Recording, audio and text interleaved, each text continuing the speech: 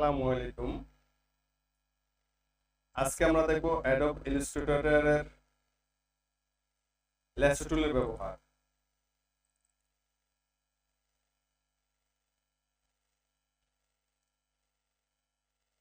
Lasso টুল দিয়ে আমরা কি কি কাজ করতে পারি, ল্যাসো টুল কিভাবে কাজ করে, অ্যাডোব ইলাস্ট্রেটরের আজকের টিউটোরিয়ালে আপনাকে স্বাগত।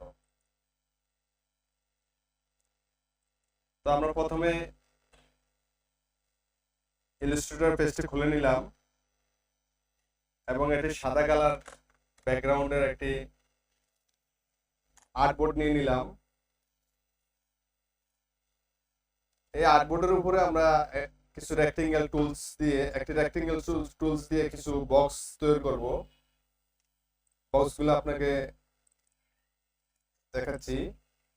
একটি বক্স নিলাম, তারপরে অল্টার শেপে মাউস দিয়ে টেনে টেনে এটাকে কপি করে নিব। আমি বেশ কিছু বক্স এখান থেকে নিয়ে নিব।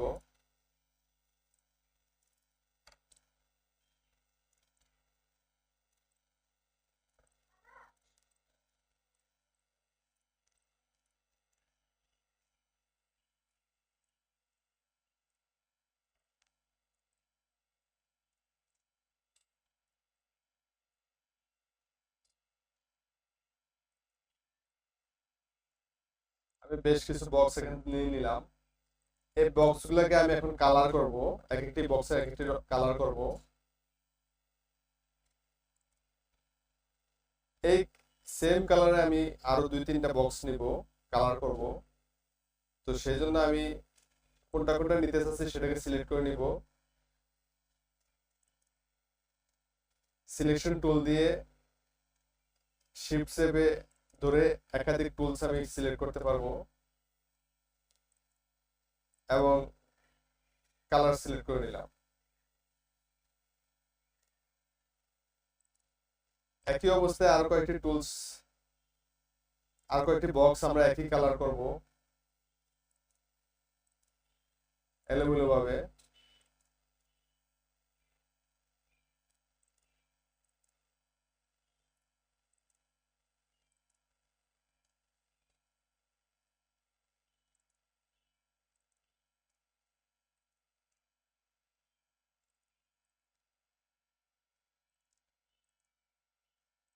আপনারা দেখতেই পাচ্ছেন আমার বেশ কয়েকটি কালার এখানে হয়ে গেল। এখন এই সবগুলোকে সিলেকশন টুল দিয়ে চেপে ধরে একটু সাইজটা ছোট করে নিব এবং এটাকে রিঅ্যারেঞ্জ করে জায়গায় জায়গায় আবার সরিয়ে ছিটিয়ে বসাই দিব।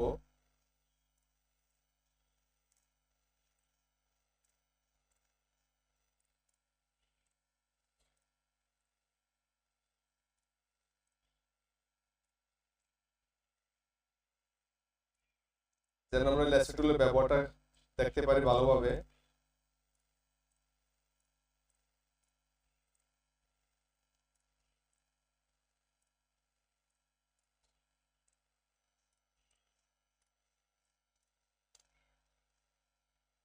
এখন এই টুলস গুলো আমরা যদি সিলেকশন টুল দিয়ে সিলেক্ট করি, তাহলে একটি টুল সিলেক্ট করার পরে আরেকটি টুল সিলেক্ট করলে ওই সিলেকশনটা ডিসিলেক্টেড হয়ে যাবে এবং পরে যেটা সিলেক্ট করছি সেটাই সিলেক্ট হলো।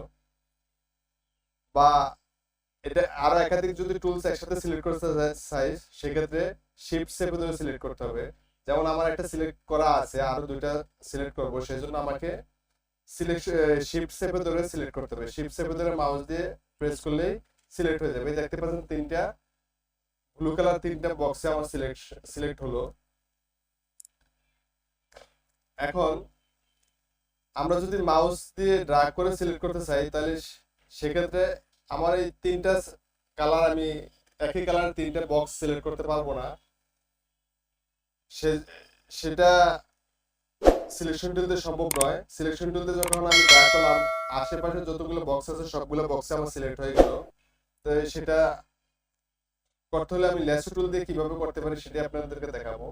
আমি ল্যাসো টুলটা নিয়ে নিলাম, নিয়ে আমি ল্যাসো টুলকে এইভাবে ডার্ক করে সিলেক্ট করলাম।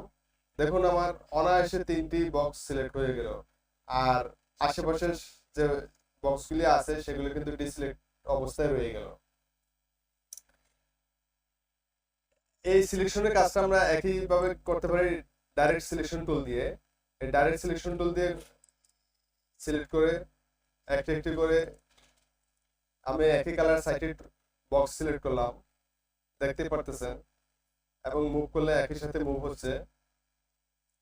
এখন সেটা যদি ডাইরেক্ট সিলেকশন টুল দিয়ে চেপে ধরে একসাথে 6টা কালার সিলেক্ট করি, তাহলে কি হচ্ছে, আমাদের সেই আগের মতোই সিলেকশন টুলের মতোই সবগুলা বক্স আশেপাশে যতগুলো আছে, যত কালার আছে সবগুলো সিলেক্ট হয়ে যাচ্ছে।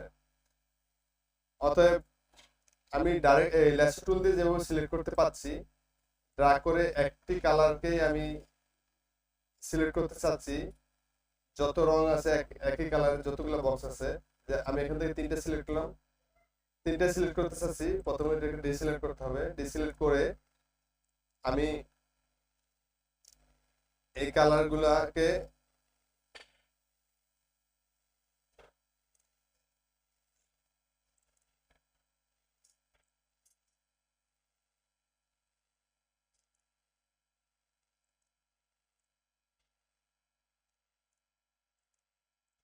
এটা একটু দূর দিয়ে নিতে হবে, সেজন্য এটাকে ধরে ফেলতেছে।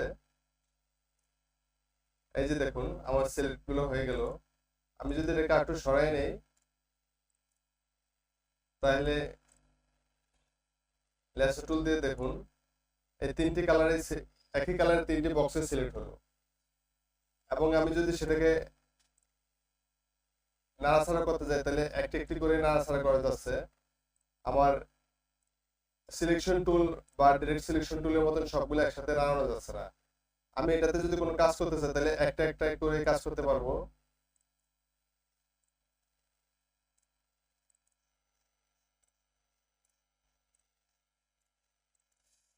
ল্যাসো টুল দিয়ে মূলত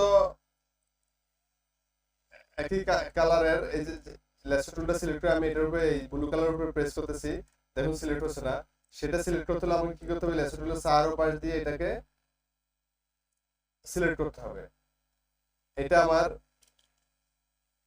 একটি বক্সের 4টি কর্নারে সিলেক্ট হয়ে গেল। এখন আমি চাচ্ছি যে না, আমার 2টি কর্নার সিলেক্ট করব। সেক্ষেত্রে আমাকে এভাবে ধরে চেপে ধরে এভাবে করলে 2টি কর্নার সিলেক্ট হলো, বাকিগুলো সিলেক্ট হয়নি, দেখতেই পাচ্ছেন।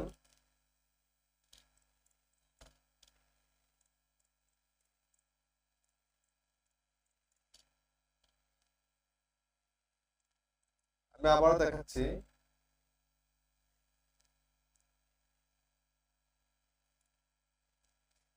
এই 2টি সিলেক্ট হলো, এটা বোঝানোর জন্য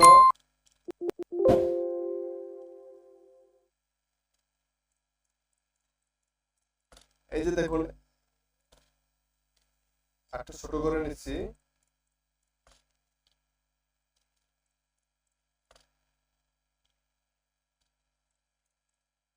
এই যে এই এই কর্নারটাতে ভিতরে একটা সাদা বক্স দেখা যাচ্ছে, কিন্তু এই কর্নারে এই বক্স সাদা বক্সটা দেখা যাচ্ছে না, কারণ আমার এটা হচ্ছে সিলেক্ট করা আর এটা সিলেক্ট ছাড়া, যার কারণে এটা সিলেক্ট হয়নি এবং এটা সিলেক্ট হয়েছে। এই এই ভিন্নতার কারণে এটাকে সাদা বক্স দেখা যাচ্ছে আর এটাকে সাদা বক্স দেখা যাচ্ছে না।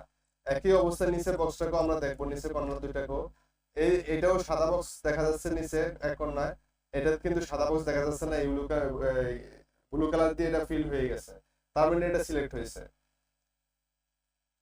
অতএব আমরা ল্যাসো টুল দিয়ে যেরকম ইচ্ছা সেরকম যে কোনো অবজেক্টকে সিলেক্ট করতে পারি। ল্যাসো টুলের কাজ দিয়ে আমরা আরো অনেক কাজ করতে পারি। ম্যাশ টুলের এই যে ম্যাশ টুল আছে, ম্যাশ টুলের যে অনেকগুলো পয়েন্ট আছে সেগুলোকেও আমরা ল্যাসো টুল দিয়ে এই ছোট ছোট যে পয়েন্টগুলো থাকবে সবগুলো পয়েন্টকে আমরা সিলেক্ট করতে পারবো। তো আজকের ভিডিওটি দেখার জন্য ধন্যবাদ।